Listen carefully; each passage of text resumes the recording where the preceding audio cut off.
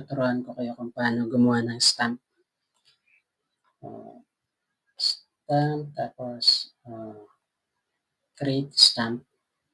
Gagawa tayo ng bago, which is pwedeng text, pwedeng border, pwedeng kahit na anong gusto nyo. So, i-okay natin.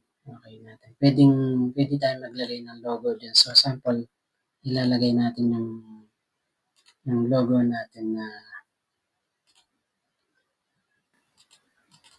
so, kunwari ito na lang.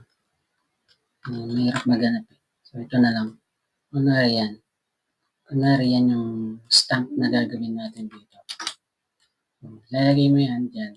Tapos, mag-i-snip ka lang ng any picture.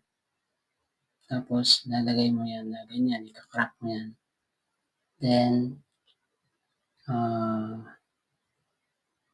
i-save mo yan. Save mo yung stamp na yan. Okay? Pag na-save mo na siya, pupunta ka dito sa stamp. Then, hanapin mo yun.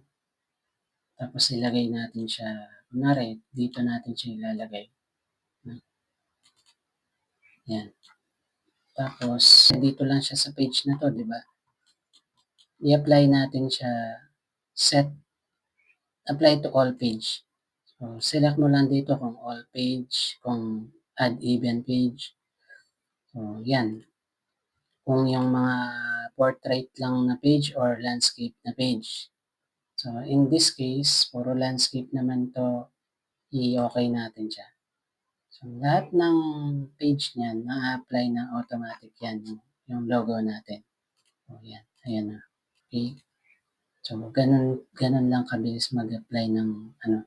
So, same din yan sa signature or ikaw ang nag-drawing, tapos nandiyan yung pangalan mo, tapos lagay mo yung signature mo, na digital signature, paste nyo dyan, tapos right click nyo, then apply to all page.